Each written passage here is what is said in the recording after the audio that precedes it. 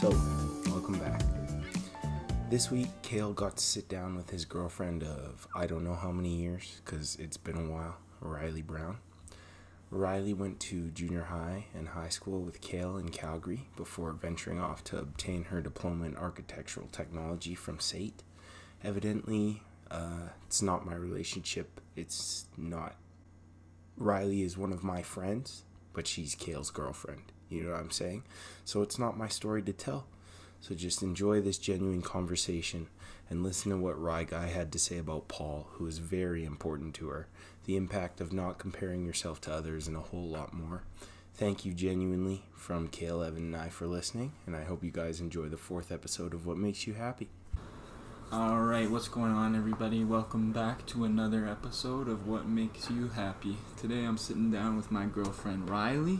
Hello, everyone. So Ryleigh just graduated from SAIT with a Diploma in Architectural Technology. We went to high school together. Junior high. And junior high, yeah. So yeah, she's been around for a while, been a big part of my life. So should be an interesting conversation, you know. Right off the bat, I'll ask you the question of what makes you happy.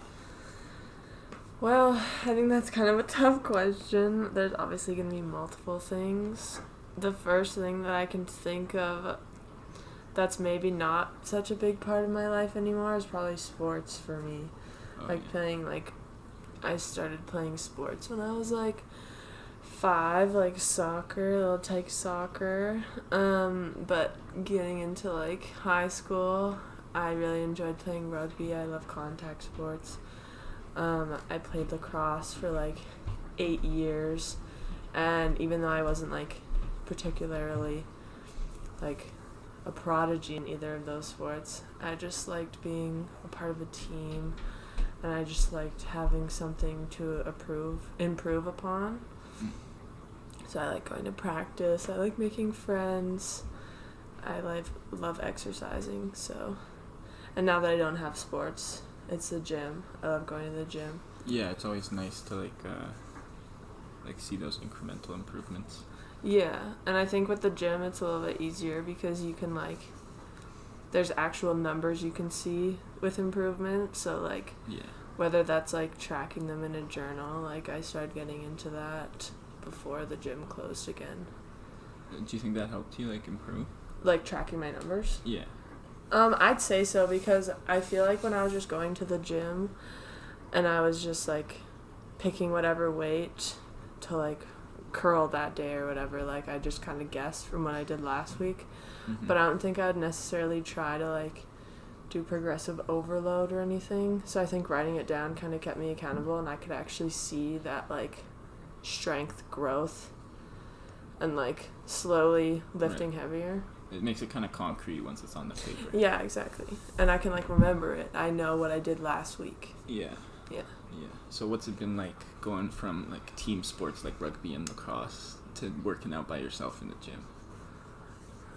I feel with team sports, it was a little harder for me to improve because I had all these girls around me who were really good, and I would compare myself to them. So it was harder because of that? Yeah, so I feel I would feel I wasn't improving because I was oh, I'm not as good as this girl, or I can't shoot as well as her. Yeah. And I'd kind of forget about my little small improvements. But with the gym, I can still compare myself to women I see on social media who go to the gym, but I'm by myself, so if I have improvements, I have no one else to compare myself to in that moment except for myself. Yeah, that's nice. Yeah. But do you miss you mentioned making friends? Do you miss kind of the camaraderie? Yeah, I was actually thinking about that the other day. Going to the gym, I feel some people, they can make friends at the gym. I feel sometimes it would be nice to have a workout buddy or two, but I also feel I like working out by myself because I get distracted really easily. It's just easier to focus when I'm by myself. Yeah. One thing I wanted to ask you about is Paul. So Paul is Ryleigh's dog, German Shepherd cross? Yeah, so it was probably something like that. Yeah. So obviously it's a big part of your life. What do you Yeah. What do you think about that? Paul is definitely a huge part of my life. I think, for sure, like, during school, he helped me a lot, because I was, like, working, like, long 8-hour days on my laptop, like, not moving, like, sometimes not even eating. But having Paul, it was, like, a reminder that I, like, need to... I had to look after him, right? So I had to, like, take him on walks, and, like, by focusing on him and taking care of him, it also allowed me to take care of myself on, like, those long days of, like, grinding school on the computer with, like, no breaks. So it was kind of just, like, a nice break to have to go walk him. Yeah. But also just having someone around all the time that can, like, give you affection. Like, I don't know, I just think just, like, even just petting him is, like, calming, or, like, brushing him with his, like, special dematting brush is, like, sometimes even really therapeutic for me. I don't know. I just being around him kind of lifts my spirits a lot, and I couldn't imagine not having him. Yeah. It's interesting, like how those small things really, like, help you out, but it's, like, an expression of your love. Yeah. Like, especially if I'm not good at taking care of myself a lot, like, I forget sometimes, but then I always remember to take care of Paul, but then that kind of reminds me that, I need to take care of myself too. Yeah. If I'm taking care of the dog, I need to take care of myself. Yeah, I don't know if this is totally true or if there's, like, a number or something, but I heard that there's, like, more people, like, if you give them a prescription for their pet, they're more likely to give it to their pet than they would take it themselves. That is really true, actually. Yeah. Like, I'm struggling with that. Yeah. Because I know he can't remember for himself. Exactly. Like, it's my job to take care of him. He can't take care of himself. He only knows that I take care of him. Yeah. So it's kind of like... But you also have to take care of yourself. I know, but it's easier to forget to take care of yourself. Because I feel like, especially for me, when I have so many other things going on in my life that are causing me stress, it's easy to, like, just deal with those things and then, like, forget about myself, because I feel like it's just already so exhausting. So why do you think that you forget to take care of yourself, but you don't forget to take care of Paul? Well, because I feel like if I don't take care of Paul, it would be, like, terrible of me, because he can't, like, adapt to it. He can't just, like, feed himself. He can't go to the food container and scoop out some food and put it in the bowl. So that's, like, neglect. And I feel like if I don't take care of myself, I, like, kind of know that I'm doing it, so it's, like, a little bit okay because I know my limits. Yeah. Like, I know that obviously sounds bad, like, I should take care of myself all the time. Yeah. But it's just easier to forget when it's yourself. Yeah. Yeah, I think part of it has to do with, like, it's easy to see your own faults, but you can't see, or it's harder to see the faults in, especially a dog. Yeah. You know? That's, like, the same thing when, like, I'm comparing myself to others. Yeah. Okay. Okay, this reminds me of Jordan Peterson's book, 12 Rules for Life. One of the rules is compare yourself to who you were yesterday, not who others are today. So that reminded me of that. And then another one of the rules is take care of yourself as if you, like, were somebody you were responsible for taking care of. So that other thing reminded me of that too. Yeah, it's so true. I don't know why it's so hard to just, like... If you, like, what he says is, like, if you kind of imagine yourself as, like, a third person almost, like, you look at yourself as if, like, you were somebody that you're responsible for, because you are. But if you, like, kind of externalize it, you can, like, make it easier. You know what I mean? Yeah, like... Because, like, you would treat other people well, so if, like, you look at yourself as, like, you look at other people. Yeah, or even my dog. Yeah, exactly. Yeah, that does make sense. Yeah. I don't know, it's just easier to, like, I could probably look at a girl and, like, be like, oh, yeah, she looks really good. But then, like, she'll have the same exact body type as me, but then, like, I'll turn around and be like, oh, I look ugly. Even though we, like, look very similar. Yeah. It's just way easier to, like, get down on yourself. Okay, next thing I wanted to ask you about was, like, spirituality. Does that play a role in your life? It's like a really complicated question. It is. Like you know this, but like I grew up kind of Christian because my dad was Christian, so I wouldn't necessarily, when we lived in Ontario, they would go to church, like this was kind of before I was born, they would go to church like every Sunday, go to Sunday school. Then we moved to Calgary, we like kind of went to church, but my mom stopped going to church, but like in an effort to kind of like hang out with my dad, like connect with my dad, I would like ask him to read the Bible with me. I would go to church with him whenever I wanted to. And I also went to like these church camps in like the summer. But I feel like being in like a religion as a kid is a lot different than when you reach adulthood, because I feel like when you're a kid, you're just kind of doing whatever your parents do. You don't necessarily know what's going on. You're just kind of like doing what they do. Like you're just kind of almost, I don't want to say falling blindly, but you kind of are. You're just going to church because your parents go to church. Yeah. You don't necessarily have a strong belief in God. But I feel like I was exposed to it at like a pretty young age. And then when I started to get older and I could like think for myself, I kind of strayed away from it a bit. Like, especially listening, because my sister's like completely against like Christianity and God. So I would like listen to her arguments and I'd kind of be like, oh yeah, that's totally true. But then I didn't really realize that she looks like at it at like in a very black and white way. So she would like question it pretty hardly. But now I wouldn't say that I'm like Christian, but I would say I believe in God. And I would say that because I feel like in times where like stuff has gotten hard, or like I'm really anxious about something, I try and remember, like I try and think of it like God has a plan for everyone. God has a plan for me.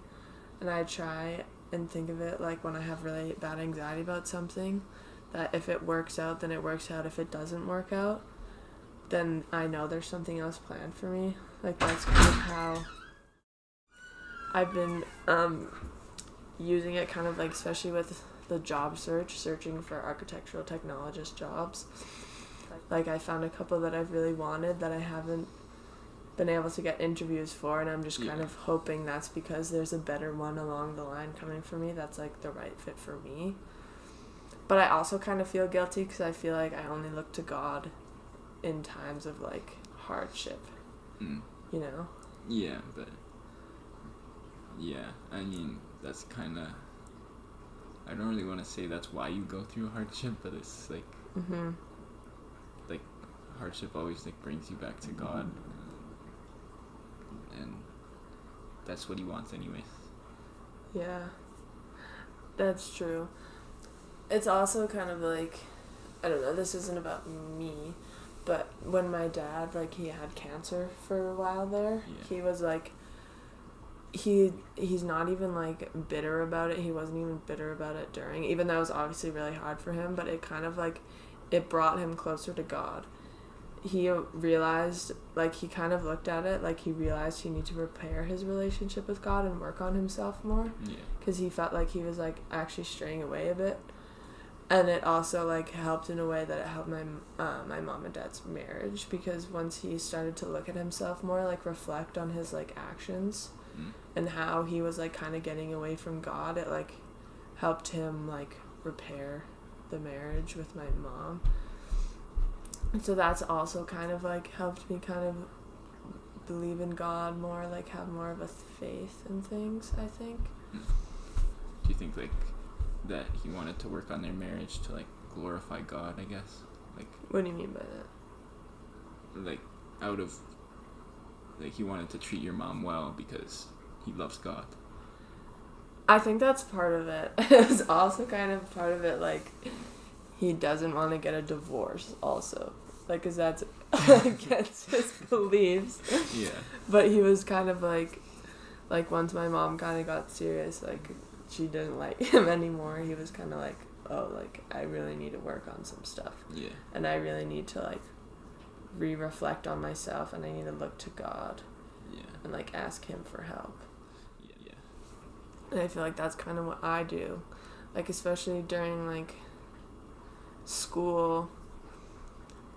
Like this is also another moment I felt like God was kind of like with me, I think, is because like during school when like the work was getting really hard and I felt like I was gonna fail, like I was in my room one night and I was like really, really upset, and I felt like really alone, you know, and I was kind of like looking to God, and then like my sister just came in the room out of nowhere. It was like in the middle of the night, and she like helped me through whatever I was going through. So I kind of felt like God kind of heard me then, like that I needed help, you know? Yeah, that's pretty crazy.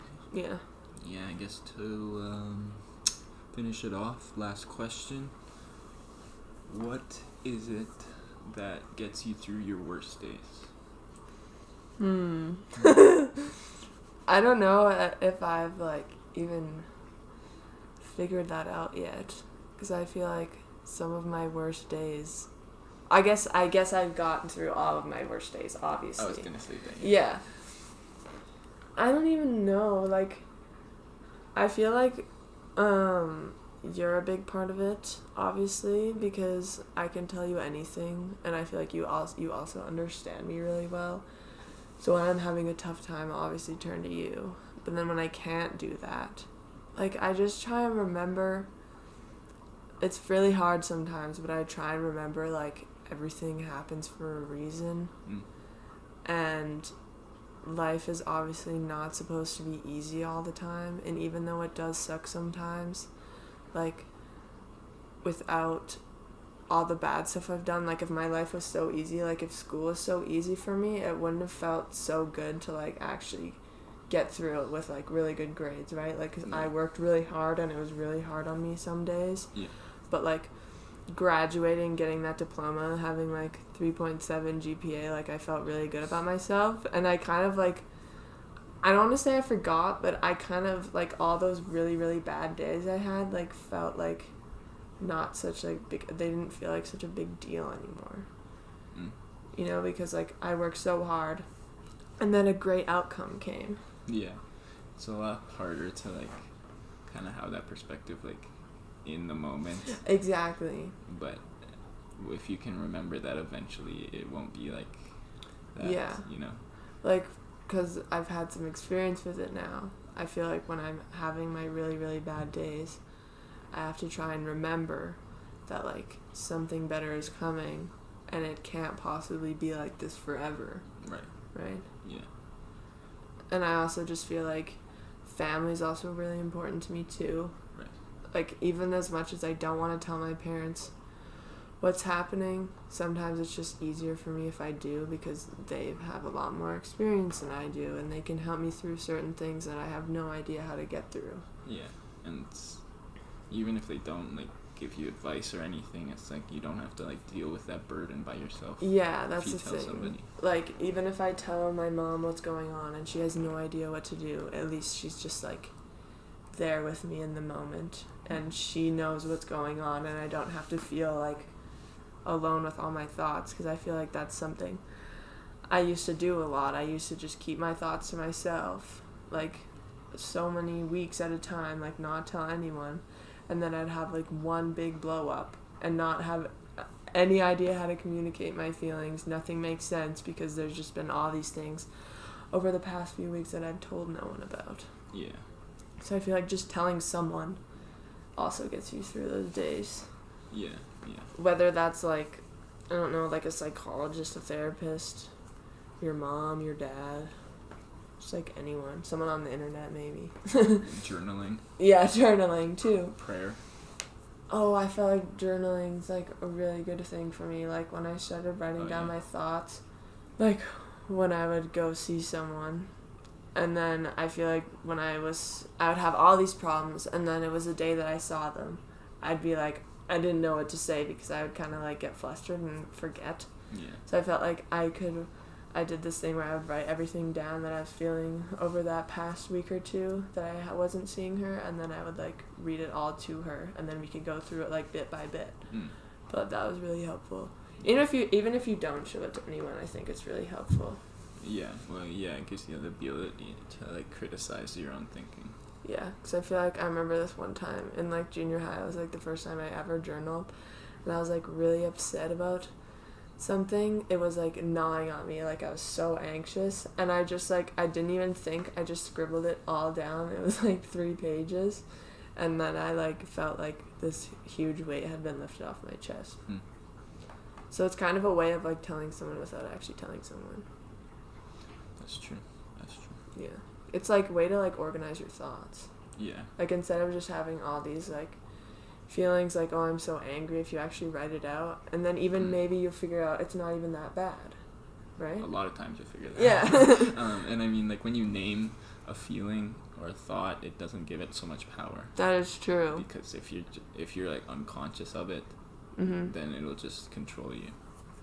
That's true. Yeah. It's kind of crazy how much your emotions even can make you change how you feel about yourself. Like that thing where if you like smile, like if you just smile even though you're not happy, you'll trick your body into thinking you're happy.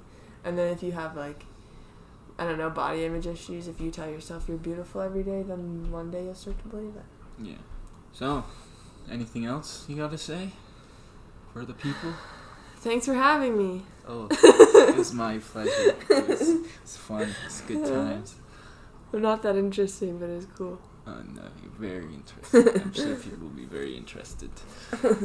Anyways, that's it from Ryleigh's house. So we'll wrap it up there. Thanks for listening. Goodbye.